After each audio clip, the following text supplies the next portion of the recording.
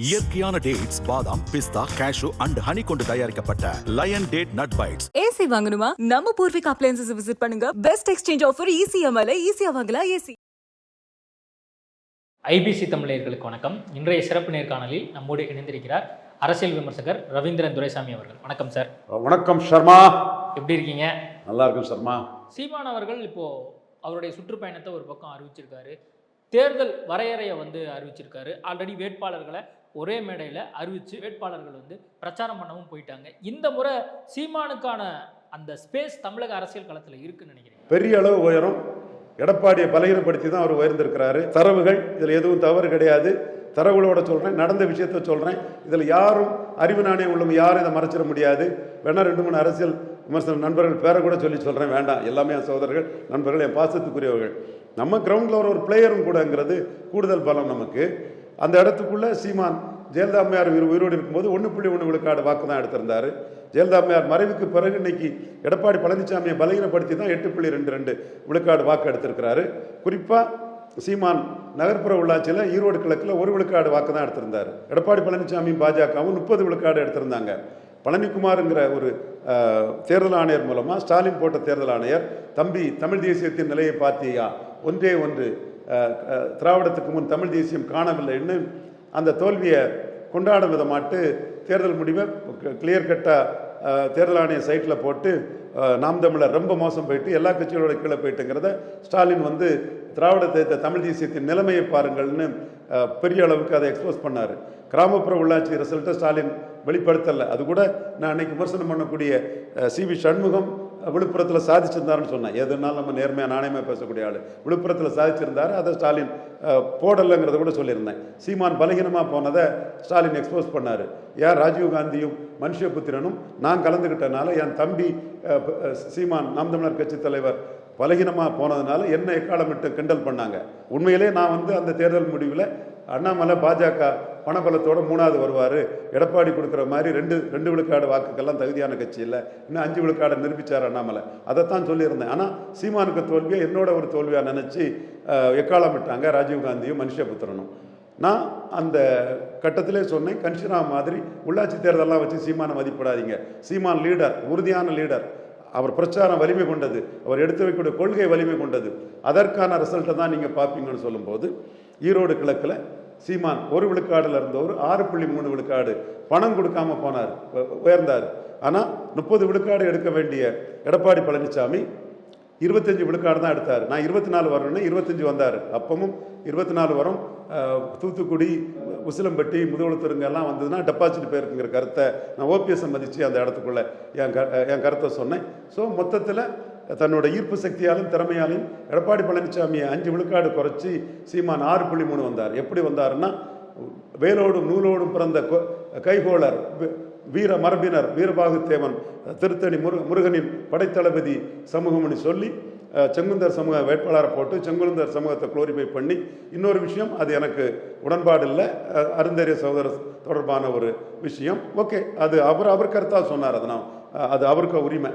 அந்த அதிகமான நாகை திருவள்ளுவன் அதை எதிர்த்து களமாடினாங்க. 6.3% போல்ரைஸ் பண்ணி எடப்பாடியை பலகீனப்படுத்தி நான் பெனிஃபிஷரி காஸ்ட் ஆஃப் எடப்பாடியால் வளர்ந்தார். இதை அரசியல் விமர்சனம் சொல்லக்கூடிய யாரும் மறுக்க முடியுமா? நண்பர்கள் பேரை நான் உங்கள் அனுமதிச்சா பேரை சொல்கிறேன். இந்தியா டுடே மணி இதை மறுக்க முடியுமா? என் தம்பி ரங்கராஜ் பாண்டே இதை மறுக்க முடியுமா? 2 பேர் போதும். மணி நேர்மையான ஒரு சகோதரர், என் தம்பி ரங்கராஜ் பாண்டே நேர்மையானவன் தான், என் பாசத்துக்குரியவன் தான். அதில் நான் அவனை குறை சொல்ல மாட்டேன். இந்த நடந்த விஷயத்தை மறுக்க முடியாதுங்கிறத நான் சொல்கிறேன்.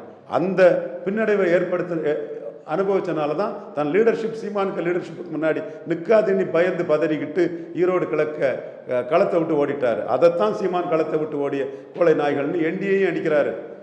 விக்கிரவாண்டியில் டாக்டர் ஐயாவையும் அன்புமணியை நம்பி நின்று என்டிஏ இங்கே நிற்காததையும் களத்தை விட்டு ஓடிய கோழை நாய்கள் லிஸ்ட்டில் அடிக்கிறாரு. பிஜேபி ஆர்கே நகரில் இந்துத்துவா கிட்ட கோட்டை, தமிழ் தேசியத்துக்கிட்ட இந்துத்துவா கோட்டை விட்டு போனதுனால தான் தமிழ் தேசியம் இன்னைக்கு 8.2க்கு நிமிர்ந்து நின்று எழுந்து நின்று நிற்குது. அன்னைக்கு தமிழிசைக்கு எதிராக கோட்டை காலி பண்ணதுக்கு எல்லாரும் கோட்டை விட்டாங்க. அதே மாதிரி ஈரோடு கிழக்குலையும் அண்ணாமலையை காலி பண்ணுறதுக்காக சீமான்ட்டு அந்த லீடர்ஷிப்பை விட்டுட்டு போயிட்டாங்க. அதனால தான் நான் தரவுகளோட சொல்கிறேன், ஆதாரத்தோட சொல்கிறேன். களத்தில் நின்னவன் தான் அமர்ஜா ஆவான். சீமான் களத்தில் நின்ன சுத்த வீரன். ஃபார்ச்சூன் ஃபேவர்ஸ் த பிரேவ். ஸ்டாலினை கண்டு இடைத்தேர்தலை கண்டு ஓடினது எடப்பாடி பழனிசாமி, ஓடினது சகோதரர் ஜோசப் விஜய், வன்னியர்களை நம்பி விக்கிரவாண்டியில் நின்றுட்டு ஈரோடு கிழக்கில் நிற்க முடியாமல் ஓடினது பாஜகவில் உள்ள அத்தனை பேரும். யார்? கல்யாணராமன்லேருந்து, வானதி சீனிவாசன்லேருந்து, அண்ணாமலையிலேருந்து, பொன் ராதாகிருஷ்ணன் இருந்து, நயனார் நாயந்திரன்லேருந்து, தமிழிசை அம்மையார்லேருந்து அத்தனை பாஜக தலைவர்களுக்கும் அது பொருந்தும். நீங்கள் இடைத்தேர்தலில் விக்கிரவாண்டியில் சந்தித்தவங்க சீமான் போல்டாக இருக்கும்போது பார்ட்டியன் பேர்ஸ் பிரேவ்னு திமுகவை எதிர்கொள்ளும் போது நீங்கள் எங்கே போனீங்க? அந்த இடம் சீமான் எமர்ஜ் ஆகிற இடம்.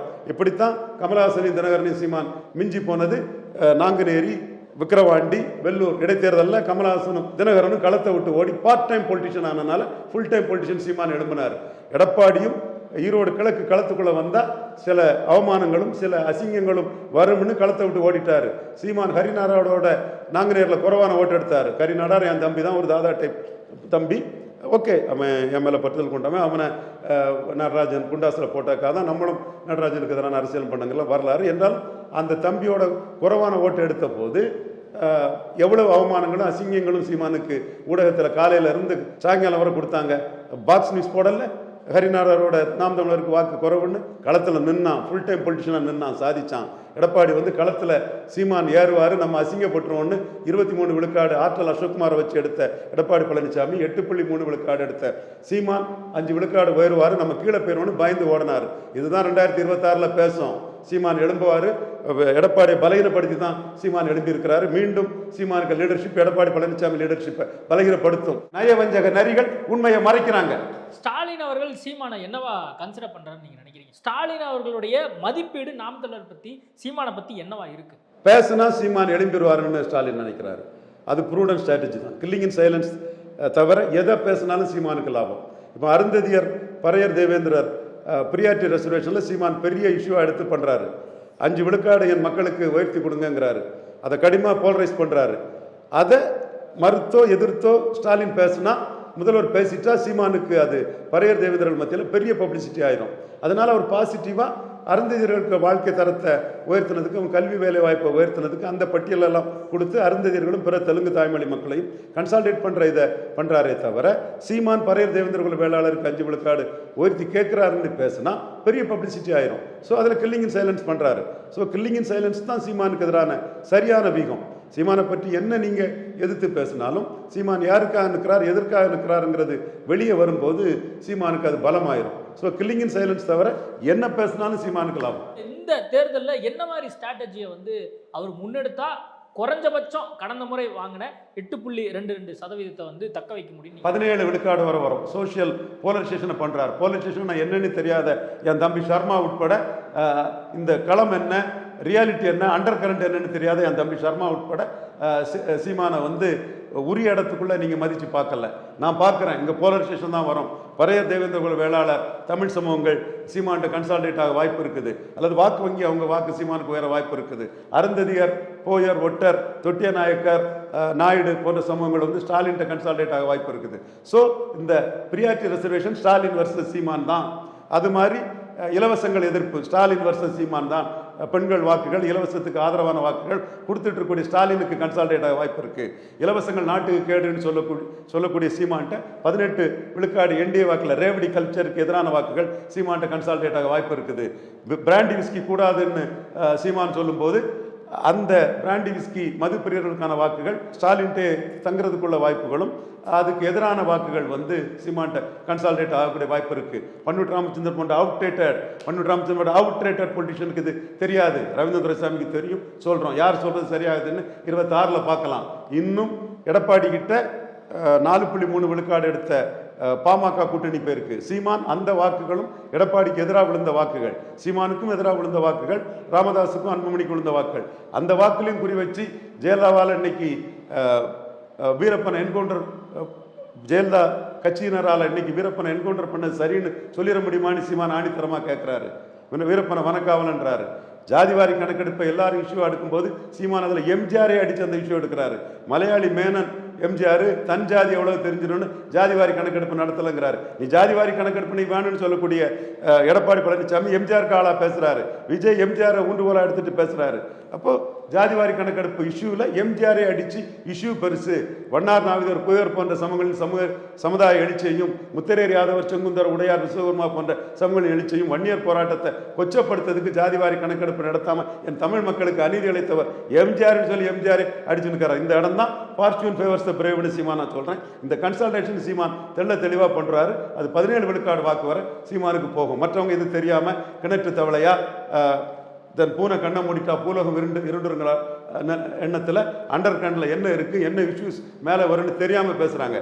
பல இஷ்யூஸ் ஒரு பக்கம் ஸ்டாலினுக்கும் ஒரு பக்கம் சீமானுக்கும் லாபம் வரும். அதில் பரையர் தேவேந்திர குல வேளாளர் இதில் வந்து சீமானுக்கு வாக்கு வங்கி உயரும். அந்த கன்சல்டேஷன் அதிகமாச்சுன்னா அது 2031 ஸ்டாலின் வர்சஸ் சீமானை கொண்டு வந்துடும் நான் கருதுறேன். சமுதாய ரீதியாக நிறைய விஷயங்கள் வந்து கன்சால்டேட் பண்ணப்படும் சீமானுக்கு அப்படின்னு ஒரு விஷயத்த சொல்றீங்க. டபுள் டிஜிட்ல வருவார். தாழ கிடப்பாரை தற்காப்பதே தர்மங்கிறதுல ஒரு துணிச்சல் உள்ளவனால தான் செய்ய முடியும். என் சகோதரன் சீமானுக்கு அந்த துணிச்சல் இருக்கு, செய்வார். காரைக்குடியில சீமானுக்கான வரவேற்பு எந்த அளவுக்கு இருக்கு? காரைக்குடியில சீமான் அவர்கள் ஜெயிக்க முடியுமா? லீடருங்கிற அந்தஸ்துல அவருக்கு வெற்றி வாய்ப்பு இருக்கதா நான் கருதுறேன். இதே சீமான் வந்து திருவொற்றியூர்ல 3ஆவது போவார் நான் சொன்னேன். ஞாபகம் இருக்குதா? கமலாசன் தினகரன் ஃபைட்டிங் கேண்டிடேட்டாக வந்துருவாங்கன்னு சொன்னேன். இந்த இடத்துக்குள்ள சீமான் தொடர்ந்து ஒரு கன்சிஸ்டன்சியோட ஃபைட் பண்ணுறதுனால லீடர் சீமான்கிற அந்தஸ்து மக்களுக்கு கொடுக்கும்போது அவர் காரைக்குடியில் வெற்றி பெறதுக்கான வாய்ப்புகள் இருக்கு. அந்த தொகுதியை பொறுத்த வரைக்கும் தாவேகாவை சேர்ந்த பிரபு அவர்களுக்கு செல்வாக்கு அதிகமாக இருப்பதாக சில தாவேகா படுறதெல்லாம் ஏட்டு சொரக்கா கறிக்கு உதவாது, விஜய் புழுங்கிட்டு இருக்கிறாரு. நீ உண்மையிலே செல்வாக்கு இருக்கணும்னா விக்கிரவாண்டியில் நின்று இருக்கணும், போலர் ஸ்டேஷனை உடைச்சிருக்கணும், ஈரோடு கிழக்கில் நின்று இருக்கணும். கமல்ஹாசன் 2.0 பார்ட் டைம் பொலிட்டிஷனாக தான் விஜய் இருக்கிறார். He's a part time politician, serious politician அல்ல. ஓகே சார், நிறைய விஷயங்கள் குறித்து பேசியிருக்கோம். நேர்காணல் கொடுத்ததுக்கு மிக்க நன்றி. இயற்கையான டேட்ஸ், பாதாம், பிஸ்தா, கேஷு அண்ட் ஹனி கொண்டு தயாரிக்கப்பட்ட lion date nut bites. AC வாங்கணுமா? நம்ம பூர்விகா அப்ளையன்சஸ் விசிட் பண்ணுங்க. பெஸ்ட் எக்ஸ்சேஞ்ச் ஆஃபர் ECMல ஈஸியா வாங்கலாம் ஏசி.